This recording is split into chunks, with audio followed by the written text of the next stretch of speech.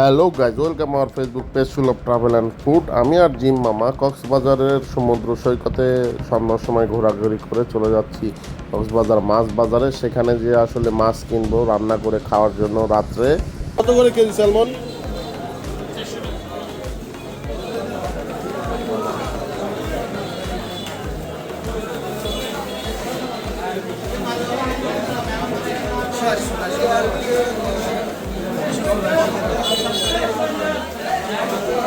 দেখতেই পাচ্ছেন বিভিন্ন ধরনের মাছ রয়েছে, সামুদ্রিক মাছ। এগুলো আসলে অনেকটাই ফ্রেশ, কেননা সমুদ্র থেকে ধরে আনার পরেই এখানে বিক্রি করা হচ্ছে।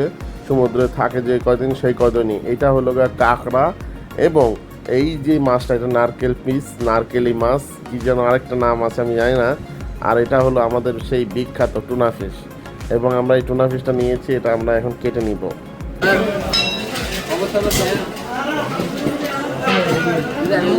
মাছ কাটাকাটি শেষ, চলে আসলাম আমাদের হোটেলে। এই যে এটা আমাদের আলগনি হোটেলের সামনেই আমাদের সেই হোটেলটি, ড্রিম জোন রিসোর্ট, যেটি কিনা আমরা দুটি রুম ভাড়া করে নিয়েছিলাম। একবার একটি ফ্ল্যাট, রুম বলতে ফ্ল্যাটের ভাড়া নিয়েছিল টোটাল 2000।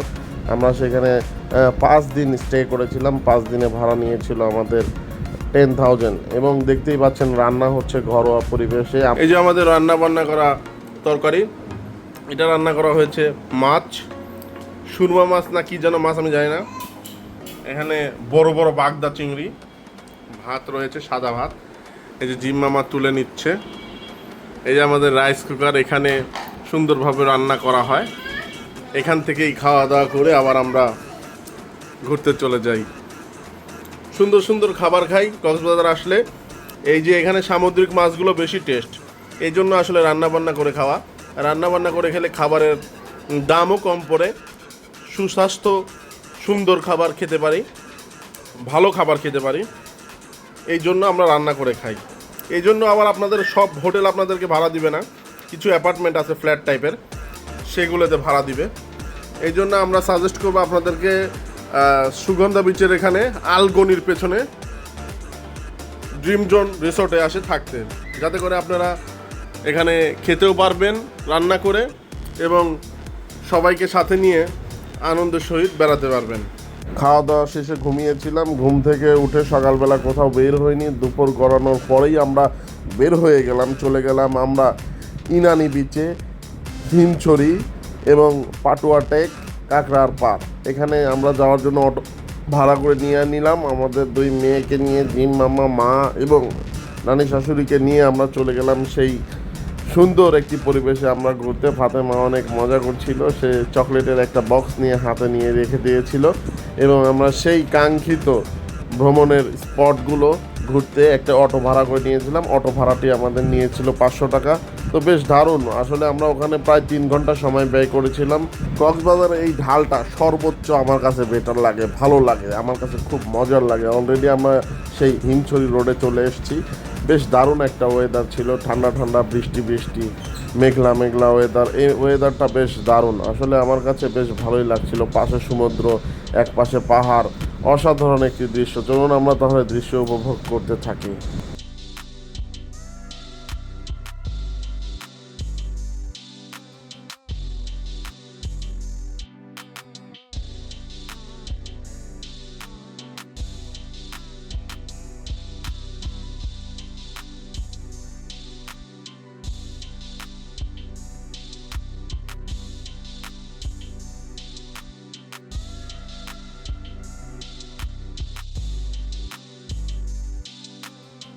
সুন্দর সুন্দর ভিউ দেখতে দেখতে ইতিমধ্যে আমরা মোটামুটি চলে এসেছি প্রথমে হিমছড়ি পয়েন্টটা আমার কাছে বেশ ভালো লাগে, কেননা এখান থেকে সমুদ্র খুব কাছে দেখা যায়। এবং আরেকটি বিষয় দেখেন, সেই হিমছড়ির সেই বানানো ঝর্ণাটা আমি আসলে জুম করে নিয়ে আসছিলাম, অনেক দূরে রয়েছে, যে যাইলাম না, অনেক কাদা টাদা ছিল, এই জন্য ওখানে আর যাওয়া হইলো না। এখন দেখছি যে বেশ বাইরে ওয়েদারটা বেশ ভালো, এবং কিন্তু বৃষ্টি চলে আসবে কিছুক্ষণের মধ্যে, এই জন্য আর আমরা বেশি ভিতরে ঢুকলাম না। তাই তো একটু আশেপাশে সমুদ্রে একটু ঘোরাঘুরি করবো, স্ন্যাপ নিব, এই জন্য একটু সমুদ্র পাড়ে চলে গেলাম। তো দেখতেই পাচ্ছেন অলরেডি আমরা সমুদ্র পাড়ে চলে এসেছি। আমরা একটু নিচে নামবো, নিচে নেমে বেশ কয়েকটা স্ন্যাপ নিব।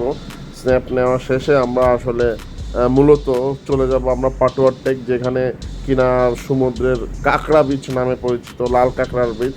আসলে জানি না সেখানে গিয়ে কাঁকড়া পাবো কিনা, তো আসলে এখানে একটু ভিউ নিচ্ছি এবং আপনাদেরকে ফিল দেখাচ্ছি আসলে কেমন ফিল হয়।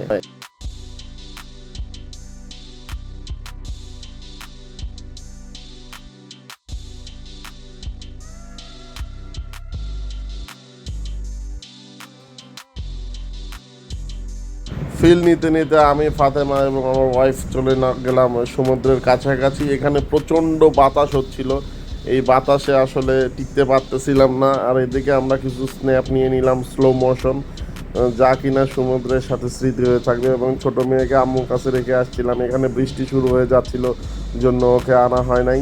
যাই হোক, সমুদ্র থেকে চলে আসলাম অনেক বৃষ্টির কারণে উপরে এসে দাঁড়িয়ে রইলাম আমরা সবাই, এবং আমরা চলে যাচ্ছি সেই পাটুয়ার টেক বিচ। এই বিচটা আসলে বেশ দারুণ লাগলো আমার কাছে। একটা কাঠের সেতু পার হয়ে চলে যেতে হচ্ছিল আমাদেরকে, এবং এক পাশে পাহাড় আরেক পাশে সমুদ্র, যেটা কিনা একটা অভূতপূর্ব সুন্দর লাগছিল আমাদের কাছে। এবং এখানে একটি ঝাউবন রয়েছে, যেটি কিনা খুব সুন্দর সবুজ ঝাউবন, যেটি কিনা দেখতে বেশ দারুণ লাগছিল আমাদের কাছে। তো ধীরে ধীরে আমরা যাচ্ছিলাম এবং আমরা সেখানে দিয়ে বেশ কিছু স্ন্যাপ নিয়েছিলাম, এবং আপনাদেরকে বলবো আপনারা একটু দেখতে থাকুন। আসলে আমরা যাচ্ছি সেই সুন্দর একটি পরিবেশে, যেটি কিনা আপনাদেরও ভালো লাগবে আশা করছি।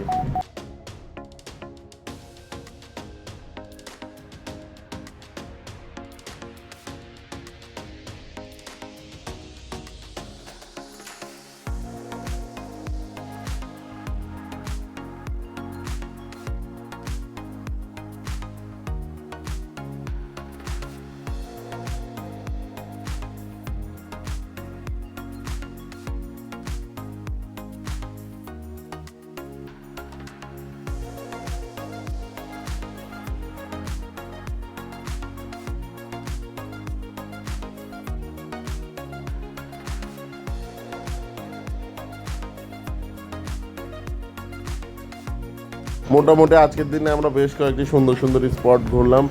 ঘুরে এসে এখন আমরা বাসায় চলে আসলাম। বাসায় গিয়ে এবং ফ্রেশ ট্রেশ হয়ে আবার আমরা একটু সমুদ্রে চলে আসলাম, কারণ আমাদের শেষ দিন। কালকে চলে যাব বাড়িতে পাবনা এক্সপ্রেসে করে। তো সবাইকে ধন্যবাদ ভিডিওটি দেখার জন্য। আল্লাহ হাফেজ।